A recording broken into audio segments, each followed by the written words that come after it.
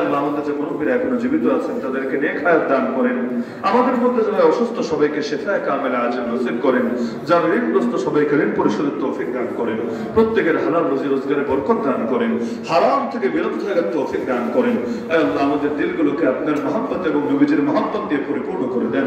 আয় আল্লাহ যে সমস্ত যুবকরা কষ্ট করে কোরআনের মাহফিলের আয়োজন করেছে তাদেরকে জামানের ওমর জামানের হামজা জামানের খালেদ বানায় দেন।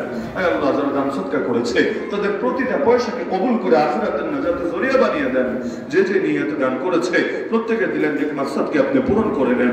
আয় আল্লাহ আপনার বান্দারে দিনের বেলায় কষ্ট করে কোরআনের মহব্বত দিয়ে এখানে ওয়াজ শুনতে চলে এসেছে, এখানে উপস্থিত প্রত্যেকের উপর আপনি রাজি এবং খুশি হয়ে যান, নিষ্পাপ হয়ে বাড়িতে ফিরে যাওয়ার তৌফিক দান করেন। আয় আল্লাহ রমজান চলে আসছে প্রায়, আল্লাহ রমজানের জন্য তৈরি করার তৌফিক দান করেন। আয় আল্লাহ আমাদের হায়াতের মধ্যে বরকত দান করে আরেকটা রমজান পর তৌফিক দান করেন। আয় আল্লাহ রমজানে ইবাদত বন্দেগী করে রহমত মাগফিরাত নাজাত লাইলাতুল কদর পেয়ে যাতে ধন্য হতে পারে সেই তৌফিক দান করেন। আয় আল্লাহ মুফতি মফিজুর রহমান সাহেব অনেক আশা করেছিলেন আমি পাপের সঙ্গে একবার মোলাকাত করবেন এবং তার প্রতিষ্ঠানে দাওয়াত দিবেন, কিন্তু আল্লাহ মোলাকাত আর ইহজগতে হলো না। হায় আল্লাহ ওই মাহফিলের মধ্যে আল্লাহর বান্দার মৃত্যু হয়ে গেল। হায় আল্লাহ আপনার বান্দা তো এখন আপনার মেহমান হয়ে আছে। আয় আল্লাহ তাকে জান্নাতুল ফিরদাউসে আলা মাকাম নসিব ফরমান।